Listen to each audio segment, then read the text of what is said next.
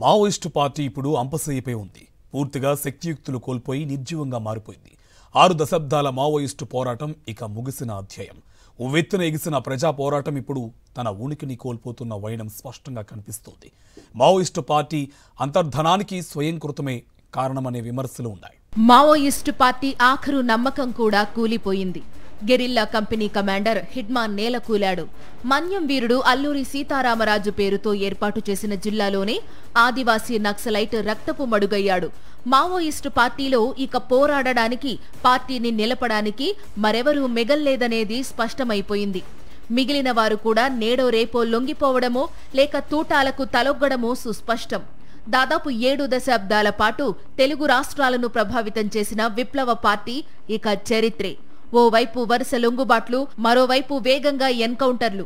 ఎటు చూసినా ఇప్పుడు ముగింపే కనిపిస్తోంది. మావోయిస్టు పార్టీకి మరో మార్గం కనిపించడం లేదు. హిడ్మా లేడు, దేవ్జీ జాడలేదు. 40 మందికి పైగా ఉండే కేంద్ర కమిటీ సభ్యులు ఇప్పుడు 4కు పరిమితమయ్యారు. పీపుల్స్ లిబరేషన్ గెరిల్లా ఆర్మీ రెక్కలు తెగిన పక్షిలా కకావికలమైపోయింది. పార్టీకి తలలో ఆలోచనలా ఉండే పొలిట్ బ్యూరో పూర్తిగా అంతరించిపోయింది.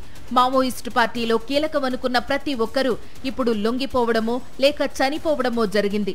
అందుకే మావోయిస్టు పార్టీ మనుగడ సాధ్యం కాదనే అభిప్రాయం అందరిలోనూ వ్యక్తమవుతోంది. మావోయిస్టు పార్టీ ఈ స్థితికి రావడానికి స్వయంకృతమే కారణమని కొందరంటున్నారు. మరికొందరు మాత్రం కేంద్ర బలగాలు రచించిన చక్ర వ్యూహాన్ని మావోయిస్టులు ఛేదించలేకపోయారని చెబుతున్నారు. భారతదేశంపై వసంత మేఘం గర్జించింది. విప్లవ ఉద్యమ పతాకం రెపరెపలాడిందంటూ 1967 జులై 5వ తేదీన చైనా పత్రిక పీపుల్స్ డైలీ కథనం రాసింది. భారతదేశ వాయువ్య ప్రాంతంలోని బెంగాల్ సిలిగురిలో కొంతమంది రైతు కూలీలు భూస్వాములైన జోడేదార్లపై కాల్పులు జరిపారు. ఇది నక్సల్బరీ ఉద్యమానికి పొలికేక అని చైనా పీపుల్స్ పార్టీ శ్లాఘించింది. ఇది మొదలు భారతదేశంలో నక్సలైటు ఉద్యమం దఫదఫాలుగా విస్తరిస్తూ వివిధ రూపాల్లో సంచరిస్తూ ఎన్నో ఒడిదుడుకులను, ఇంకెన్నో సంక్షోభాలను ఎదురుచూసింది. ముఖ్యంగా చారు మజుందార్ నుంచి చంద్రపుల్లారెడ్డి దాకా ఎన్నో చీలికలు, పేలికలు మావోయిస్టు పార్టీలో కనిపించాయి.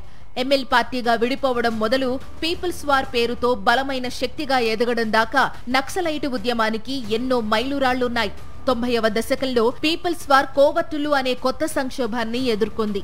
పార్టీలో ఉంటూ తోటి నక్సలైట్లను ఊచకోత కోసిన జడల నాగరాజు, కత్తుల సమ్మయ్య లాంటి వారితో పార్టీ ఎంతగానో నష్టపోయింది. ఒక దశలో పీపుల్స్ వార్ అంతం ఆరంభమైందనే చర్చ ప్రారంభమైంది. అయితే 2004లో పీపుల్స్ వార్, ఎంసీసీలు కలిసి మావోయిస్టు పార్టీగా అవతరించాక నక్సలైట్ ఉద్యమం మరో స్థాయికి ఎదిగింది. ఆ తరువాత సైతం మావోయిస్టు పార్టీలో ఒడిదుడుకులు ఆగిపోలేదు. ఉమ్మడి ఆంధ్రప్రదేశ్లో చర్చలకు వచ్చిన మావోయిస్టులు తమ ఎజెండాను మరోసారి ప్రజలకు చెప్పేందుకు ప్రయత్నించారు. ప్రజా బాహుళ్యంలో మమేకమై నక్సలైటు ఉద్యమం వైపు యువతను ఆకర్షించే యత్నం చేశారు. అయితే వరుస ఎన్కౌంటర్లు ఆంధ్రప్రదేశ్లో మావోయిస్టు పార్టీని పూర్తిగా తుడిచిపెట్టేశాయి. మావోయిస్టు పార్టీ తెలుగు రాష్ట్రాలను వదిలి పక్కనున్న ఛత్తీస్గఢ్కు చేరింది. అక్కడే పార్టీ బలోపేతమైంది. అయితే తెలుగు రాష్ట్రాల నుంచి మావోయిస్టు పార్టీ దండకారణ్యంలోకి చేరాక సిద్ధాంతం కన్నా తుపాకీ గర్జనే ఎక్కువగా వినిపించింది. హింస పెరిగిపోయింది. ఆంబుష్లు, మందుపాతరలతో అడవి తల్లి ఎర్రబారింది. కేంద్ర బలగాలను సైతం మట్టి కరిపించామనే అహంభావం మావోయిస్టు పార్టీలో కనిపించిందనే విమర్శలున్నాయి. ఇక 2013 వచ్చేసరికి భారత ఆంతరంగిక భద్రతకు మావోయిస్టు పార్టీ అత్యంత ప్రమాదకరమైందని సాక్షాత్తు అప్పటి ప్రధాని మన్మోహన్ సింగ్ పార్లమెంట్లో ప్రకటించారు. దీంతో మావోయిస్టు పార్టీ నిర్మూలనకు కేంద్ర స్థాయిలో ప్రణాళికలు ప్రారంభమయ్యాయి. ముల్లును ముల్లుతోనే తీయాలనే ఉద్దేశంతో ఆదివాసీలతో ఛత్తీస్గఢ్ సర్కార్ ఓ సైన్యాన్ని తయారు చేసింది. దాని పేరే డిఆర్జీ. ఛత్తీస్గఢ్ పోలీసు విభాగంలో డిస్ట్రిక్ట్ రిజర్వ్ గార్డ్స్ పేరుతో ఏర్పాటైన ఈ దళం మావోయిస్టులను వేటాడడం ప్రారంభించింది.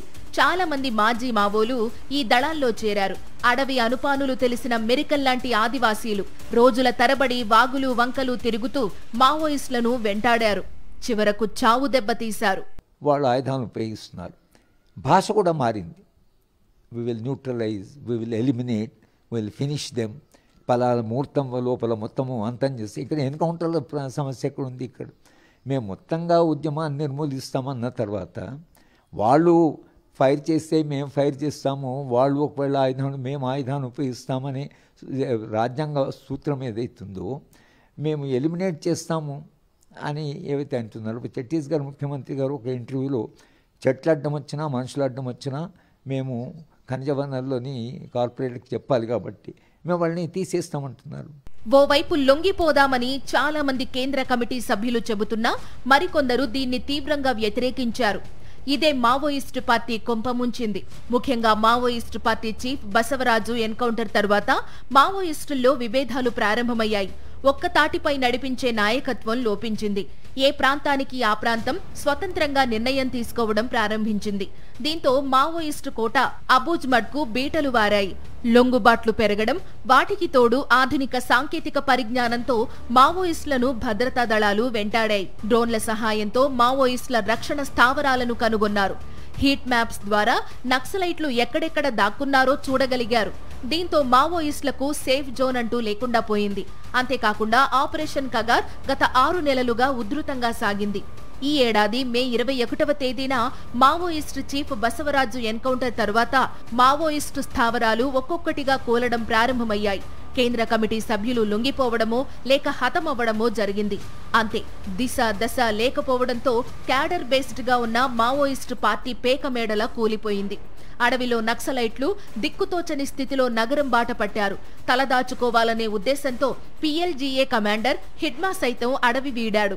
అంతే, హ్యూమన్ ఇంటెలిజెన్స్ కు తోడు మొబైల్ ట్రాకింగ్ పెరగడంతో అందరూ దొరికిపోయారు. చివరకు పోలీసుల చేతికి చిక్కారు. బసవరాజు ఎన్కౌంటర్ కు ముందే మావోయిస్టులు లొంగుబాటు బాట పడితే చాలా మంది ప్రాణాలు దక్కేవి. అయితే అందరూ కేంద్ర కమిటీ సభ్యులు ఒకే మాట మీద లేకపోవడం వల్లే ఈ స్థితి వచ్చిందనే ఆరోపణలున్నాయి. ముఖ్యంగా మావోయిస్టు పార్టీ నాయకత్వం బలంగా లేకపోవడం, అందరూ కేంద్ర కమిటీ సభ్యులు సమావేశమైతేనే నిర్ణయం జరగడం అనే పాత విధానాల వల్లే ఆలస్యం జరిగిందనే చర్చ జరుగుతోంది. మావోయిస్టు చీఫ్ గా ఉన్న బసవరాజు లొంగుబాటుకు అనుకూలమని ఓ వర్గం చెబుతున్నా మరో వర్గం దానిని వ్యతిరేకించడమే ఈ డ్యామేజ్ కు కారణమంటున్నారు. పోరాటానికి మార్గం లేనప్పుడు బతకడమే సరైన నిర్ణయం అనే మూల సిద్ధాంతాన్ని కొందరు మావోయిస్టులు పట్టించుకోకపోవడమే అసలు సమస్యగా తెలుస్తోంది. ఇప్పటికైనా మిగిలిన మావోయిస్టులు లొంగిపోతే కనీసం ఉద్యమాన్ని నిర్మించి అహింసా రీతిలో పోరాటం చేయవచ్చని కొందరు మావోయిస్టు సానుభూతి పరులు అంటున్నారు. అంటే వేల సంఖ్యలో పట్ట వందల సంఖ్యలో ఎక్కడ రిక్రూట్ అయితలేరు. కారణం ఏందనుకున్నప్పుడు ప్రజా సంఘాలు లేవు, ప్రజా ఉద్యమే లేదు. ఎట్లా పోతారు, ఎక్కడి నుంచి పోతారు? పోయటానికి కూడా ఏంటంటే ఛానల్స్ కావాలి కదా, తర్వాత రమ్మనంగానే పోరు కదా.